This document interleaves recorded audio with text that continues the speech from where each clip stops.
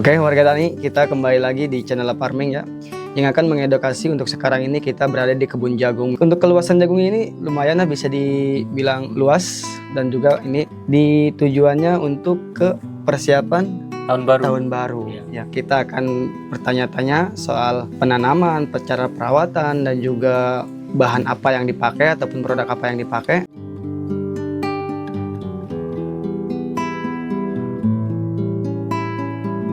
Assalamualaikum warahmatullahi wabarakatuh. Waalaikumsalam warahmatullahi wabarakatuh.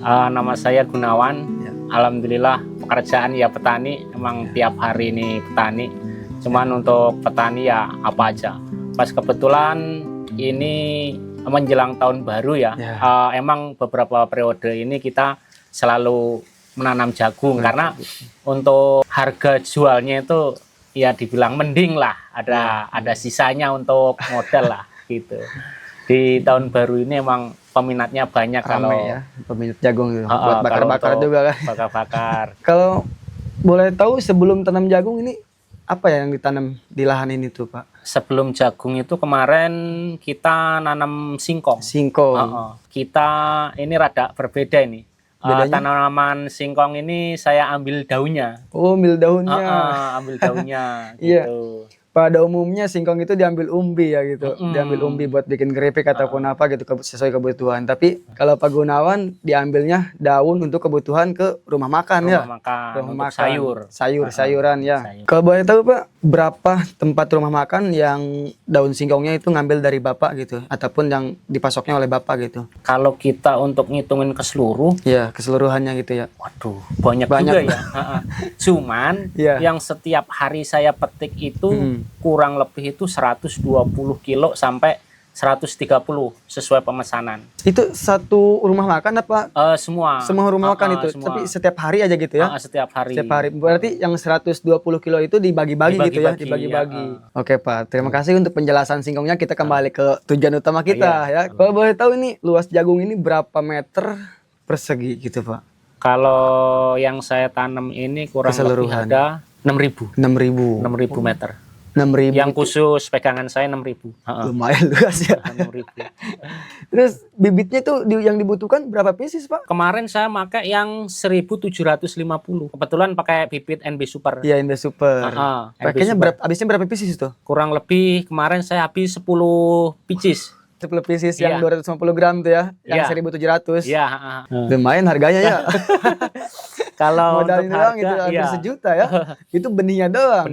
Belum ke penanaman. Penanaman kan nggak sendiri. Enggak. Kan? Berapa orang tuh yang dibutuhin tenaganya tuh? Kemarin kita ambil cepatnya aja biar kelar setengah hari itu pakai 5 orang. Kalau pengalaman saya ya selama bertani ini kalau untuk jagung, kalau dibilang kalau awal sih emang ribet, tapi udah beberapa periode ini udah cukup sedikit-sedikit mengerti lah. Kasarannya ngomong nggak bisa untuk dianggap remeh. Iya, gampang-gampang susah gitu ya. Gampang-gampang susah gitu. Gampang-gampang susah. Kalau emang waktunya dipupuk ya harus dipupuk gitu, nggak bisa entar gitu.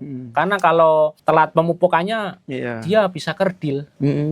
Kalau untuk kemarin yang saya terapkan ini pemupukan itu kalau nggak salah itu di atas umur 10 hari, di bawah 15 hari itu udah harus dipupuk. Udah harus dipupuk itu. Udah harus dipupuk itu. Itu metode saya ya. Gitu. Kalau untuk yang lain kurang paham, yang penting yang saya terapkan kemarin itu di atas 10 hari, di bawah 15 hari itu pemupukan pertama. Pupuknya menggunakan? Saya Orea sama MPK. Orea MPK. Ya namanya orang tani kan keterbatasan biaya, kita yang pakai subsidi. Yang subsidi. Kita juga harus meminimalisir pengeluaran gitu ya. Terus harus memaksimalkan pemasukan ya. Terus kalau untuk rencana penjualan ini, apakah bakal ke pasar langsung apa sudah ada yang booking gitu? Nah, yang untuk penjualannya nanti ini sebenarnya kita mah belum. Yang penting punya barang dulu. Nah, ada yang jual, ada yang beli. Iya, biasanya itu ada yang jual, ada yang beli. Itu biasanya seperti itu. Tapi kalau yang udah kita ecerkan keliling. Keliling. Sama ditawar-tawarin sama tukang sayur, Kalau tahun baru itu kan yang biasanya nggak make, ini make. Iya. Itu suka nanyain karena udah tahu kan di tahun kemarin udah pernah nanam, itu pada nanyain. Biasanya juga kita kalau misalkan presentasinya, ini sisa, udah kita tawar-tawarin ke tukang sayur. Lapak gitu yang lapak itu. Dengan harga? Dengan harga kemarin itu kita jual itu per kilo 5.000. Kilo 5.000. Tahun kemarin. Sekilo bisa isi 3 apa 2 ya? 3 ya, sekilo 3. 2 kilo 5 biji. Oh iya 2 kilo 5 biji. Jadi super ya, itu gede itu. Gede gitu. Alhamdulillah gede itu ya. Untuk NB Super yang biasa tanam itu, kalau yang super itu 2 kilo 5 biji. Kalau sebelumnya selain menggunakan NB Super, pernah menggunakan apa Pak? Bibit Apanta. Itu tahun kemarin apa tahun sebelumnya? Tahun kemarin. Tahun kemarin. Dengan populasi sama juga? Dia apa lebih gede yang kemarin? Gede, cuman dia rentan kena bule. Oh, rentan kena bule. Iya. Kalau saya kayak yang kemarin itu makanya saya pindah ke NB Super. Itu kalau Apanta, apakah di tekstur tanah saya, apa gimana kurang paham.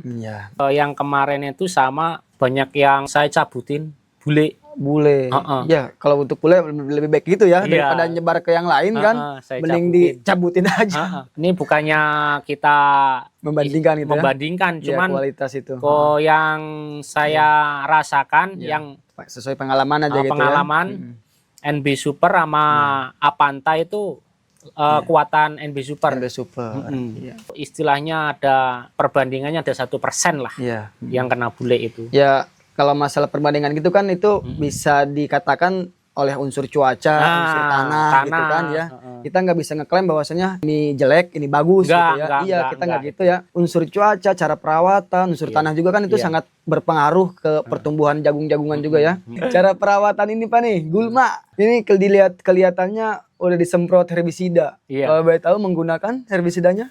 Kalau untuk 10 hari itu herbisida itu tuh kayak bas. Cuman kalau udah gede kita pakai pembakar. Kok beda? Karena kan kalau masih kecil kan belum kuat jagungnya. Takutnya ngaruh ke pertumbuhannya. Tapi yang sekarang ini pakai apa? Kalau ini kita pakai Gramaxon. Gramaxon, tapi aman ya ke jagung ya? Aman. Aman ke jagung. Yang penting udah tinggi. Tapi jangan dikenain pucuknya aja. Oh, tapi kalau kena batang nggak apa-apa? Nggak apa-apa. Soalnya yang saya tahu yang sifatnya herbisida itu kan untuk membakar yang namanya klorofil ataupun hijau-hijauan pada daun gitu ya. Tapi kalau untuk jagung ini dia aman gitu ya? Aman. Yang penting udah tinggi, jangan sampai kena pucuknya aja. Berarti Bapak juga nyiramnya semprot dari bawah gitu kan? Dari bawah. Yang penting jangan, kalau kita ngomongnya obat akar lah. Yang nyerang ke akar, obat kuning. Contohnya seperti Roundup, pokoknya yang jenis akar aja. Berarti perbedaannya itu kalau misalkan buat pembakar berarti dia hanya menguningkan daun gitu ya, mematikan daunnya. Tapi kalau untuk yang membasmi sampai ke akar-akarnya itu beda lagi herbisidanya gitu ya. Itu ngaruh ke jagung. Walaupun itu jagung udah umur 50 hari atau lebih juga ngaruh itu kalau obat kuning itu. Nah, ini ilmu baru juga nih buat aman yang udah saya pakai untuk jagung itu kayak bas, konve, ini rumpas, cuman kan itu harganya lumayan. Lumayan kalau masalah harga mah lumayan. Itu mending saya pelan-pelan aja pakai Gramaxon yang rada murah, maksudnya sesuai kantong petani lah. Kalau di koret itu kan apa ya? Sama disemprot herbisida, itu lebih efektif mana Pak kalau dibanding-bandingin gitu koret sama semprot herbisida?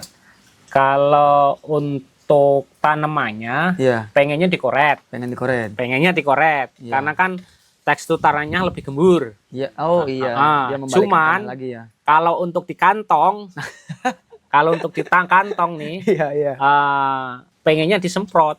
Karena apa? Kalau 6.000 meter itu kalau dikoret, kalau rumputnya rada rapat, itu bisa sampai 5 hari. 5 hari? Itu kalau dibersihin, itu kurang lebih 5 hari, 3-4 orang. Nah kalau di sini ngupahinya itu per hari itu 90.000 per hari. per hari. Kita masih ngasih kopi, Makan gitu. juga? Makan sendiri. Makan sendiri. Heeh. Target nggak? Enggak. Jadi seitunya aja gitu ya. Seitunya aja sehari itu gitu. per hari. Dikali 5 hari, berarti kurang lebih udah 400 sekian. Gitu. Nah, kalau disemprot, Iya. disemprot itu pakai Gramaxon, Iya. itu cuman cukup 1 liter Untuk seluruh. Terus pekerjaannya juga sehari juga iya, singkat beres. ya, singkat. Jadi selisihnya ada separuh lebih Iya. untuk biaya. Biaya, waktu juga ya, biaya, iya. waktu, tenaga juga. Lebih ekonomis herbisida aja gitu Herbisida. ya. Dan untuk pertumbuhannya juga nggak kalah bagus. Di sini juga ada yang dikoret, Ada. bisa dibandingkan, sama, iya. hampir sama gitu.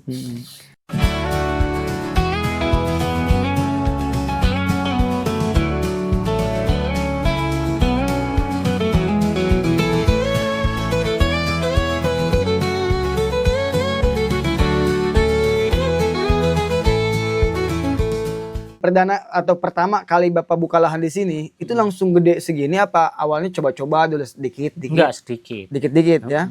Itu saya masuk langsung daun singkong. Awalnya Daun malah ke singkong. daun singkong. Kalau boleh tahu ya, kenapa gitu nggak tanam yang lain seperti cabe, timun gitu kan? Apalagi yang dilihat di sini kita dekat ke air gitu ya. Jadi kalau untuk pengairan lumayan mudah gitu ya kalau untuk cabe sama timun gitu. Dulu juga pernah cabe pernah, Ya, pepaya pernah. supaya Heeh. sini juga lahannya. Di sini. Terong juga pernah. Kalau cabe itu kita kayaknya mikirnya udah jauh. Jauhnya? Jauhnya modalnya gede, Bener. terus resikonya Resiko, itu. iya. Resikonya banyak kalau cabe. Pengalaman saya nol di cabe, ya Iya. saya menganggap rada rumit lah. Ada rumit. Rada rumit itu cabe, makanya udah yang simpel-simpel aja lah. Gitu, Iya. yang simpel lah. Yang simple tapi menghasilkannya Menghasilkan. bisa membandingi cabe ini. Iya. Tuh, cuman ya kalau cabe kalau berhasil ya Nah, langsung ya, bisa iya. Umroh. umroh.